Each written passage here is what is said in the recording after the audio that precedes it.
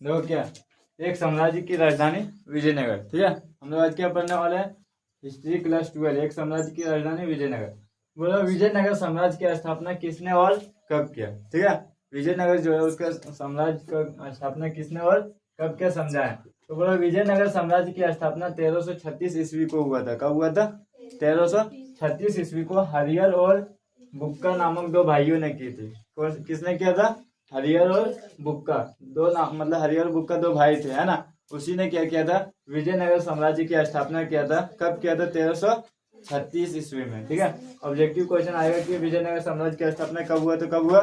1336 ईस्वी में। किसने किया था? तो हरिहर और बुक्का। हरिहर और बुक्का कौन थे? तो दोनों भाई थे ना। यह दक्षिण भारत का एक विशाल तथा विख्यात साम्राज्य था। ये क्या था? दक्षिण भारत का एक विशाल तथा विख्यात साम्राज्य था। मतलब दक्षिण भारत का ये बहुत बड़ा साम्राज्य था। ठीक है, यह उत्तर में कृष्ण नदी से लेकर पारदीप में सुदूर दक्षिण तक फैला हुआ था। ये कहाँ से कहाँ तक फैला हुआ था? उत्तर में कृष्ण नदी से लेकर पारदीप के सुदूर दक्षिण तक फैला हुआ था। ठीक है, तो अब समझ में आ गया। और क्वेश्चन आ जाएगा कि विजयनगर साम्राज्य की स्थापना किसने और कब किया था और कहाँ किया था। तो क्या लिखना है? विजयनगर की साम्राज्य की स्थापना 1336 ईस्वी में हरिहर और बुक्का दो भाई ने किया था। किसने किया था? हरिहर और बुक्का नामक दो भाइयों ने किया था, है ना। यह दक्षिण भारत का एक विशाल तथा विख्यात साम्राज्य था। दक्षिण भारत के क्या है? सबसे बड़ा साम्राज्य था, है ना। यह उत्तर में कृष्ण नदी से लेकर पारदीप के सुदूर दक्षिण तक फैला हुआ था। कहाँ तक फैला हुआ था? सुदूर दक्षिण तक फैला हुआ था। ठीक है, अब बोला विजयनगर की सिंचाई व्यवस्था पर प्रकाश डाले, है ना। क्वेश्चन क्या? विजयनगर की सिंचाई व्यवस्था पर प्रकाश डाले। सिंचाई क्या? खेती करते हैं तो उसमें पानी देते हैं ना, उसी को कहते हैं सिंचाई। ठीक है, मतलब खेतों में पानी डालना, है ना, और उससे फसल अच्छे से उगाना, उसे क्या कहते हैं? सिंचाई।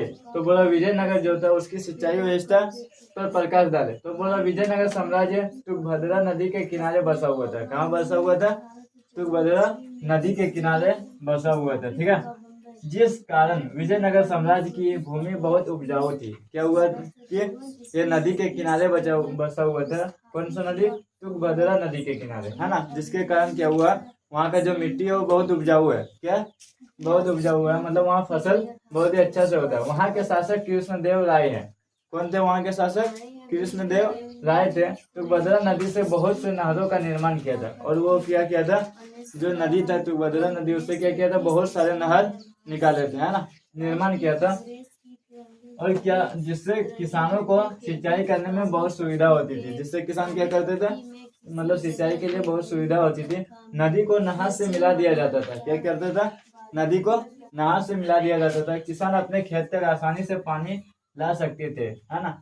और नहर से क्या होता था? खेत तक आसानी से पानी पहुंच जाता था। यहाँ की सिंचाई व्यवस्था बहुत ही उत्तम थी। मतलब अगर बताया जाए कि विजयनगर साम्राज्य की जो सिंचाई व्यवस्था था वो कैसा था, तो बहुत ही उत्तम था, है ना, बहुत ही आसान था।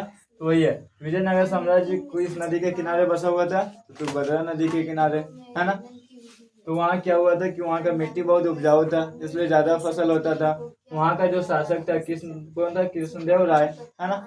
उसने क्या किया था? बहुत सारे नहर का निर्माण कराया था। क्या किया था?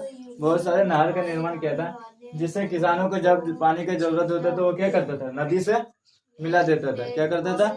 नदी से मिला देता था और आसानी से अपने खेतों तक ले जाता था, है ना। अगर इतना सुविधा है तो उस सिंचाई को हम क्या कहेंगे? उत्तम मतलब बहुत ही उत्तम था, है ना। मतलब बहुत ही आसानी से सिंचाई हो जाता था। ये दो क्वेश्चन समझ में आ गया। अब आगे देखो, आगे अब क्वेश्चन क्या? विजयनगर की जल आवश्यकता को किस प्रकार पूरा किया जाता था। मतलब विजयनगर में जो जल आवश्यकता था वो कैसे पूरा किया जा सकता था। ठीक है, तो क्वेश्चन मतलब पॉइंट एक, विजयनगर की जल पूर्ति मुख्य रूप से दो नदी, कृष्ण नदी और तुंगभद्रा नदी से की जाती थी। कितने नदी थे? दो नदी, एक कृष्ण नदी और एक तुंगभद्रा नदी। यही दोनों नदियों से किया जाता था। ठीक है, शांत नहीं रह सकते। कृष्णदेव राय ने इस नदियों पर बांध बनवाए थे। क्या किया था? कृष्णदेव राय जो वहाँ का शासक था उसने क्या किया था? ये दोनों नदी पर क्या किया था? बांध बनाया था। जल का उपयोगी बनाने में सभी तरह के कार्य किए थे। और क्या किया था? बांध बना करके जल का कैसे उपयोगी किया जाए वो सारे तरह का क्या किया था? सुविधा किया था, है ना, कार्य किया था। बोला सभी धाराओं के साथ साथ एक हौज बनाया गया। क्या क्या? कि जितने भी धारा बनाया गया सभी जगह एक एक हौज बनाया गया है ना। और हौज क्या करता था, हौज के जल का प्रयोग विभिन्न कार्यों के लिए किया जाता था। और हौज में जो पानी आता था उसको क्या करता था, बहुत सारे काम लिया जाता था है ना। सिंचाई के लिए, तो कहीं पानी पीने के लिए है ना, तो सारे चीजों के लिए किया जाता था। इस हौज की पानी राज्य के केंद्र तक ले जाया गया। कहाँ तक ले गया, राज्य के केंद्र, जो मतलब उस राज्य का जहाँ केंद्र था है ना, बीचों बीच, वहां तक लेके गया। कहाँ तक लेके गया, केंद्र के बीच, राज्य के बीच तक लेके गया। ठीक है, फिर अगला क्या, जल का प्रमुख स्रोत हरिया नहर था। जल का प्रमुख स्रोत कौन सा था, हरिया नहर था। हरिया नहर में तुंगभद्रा पर बने बांध द्वारा पानी लाया जाता था। हरिया नहर में कहाँ से पानी लाया जाता था, तो तुंगभद्रा नदी जो था उस पर बांध बनाया गया था, वहीं से पानी लाया जाता था। इसका निर्माण संभव संगम वंश के द्वारा कराया गया। कहाँ से कराया गया, संभव संगम वंश द्वारा कराया गया था। उसके बाद क्या गया, ये क्वेश्चन समझ में आया, मतलब पानी की आवश्यकता कैसे पूर्ति होता था।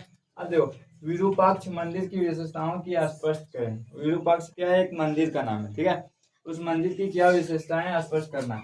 बोला अभिलेखन के अनुसार विरूपाक्ष मंदिर का निर्माण 9वीं-10वीं शताब्दी में हुआ था। कब हुआ था, 9वीं-10वीं शताब्दी में हुआ था।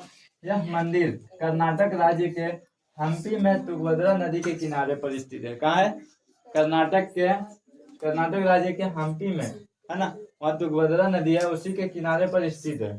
ठीक है, यह मंदिर शिव भगवान की संप्रति है। एक किसके मतलब संप्रति है, तो शिव भगवान की संप्रति है। ठीक है, इस मंदिर की दीवार में नृत्य करने, युद्ध करने, शिकार करने जैसे चित्र बने हुए हैं।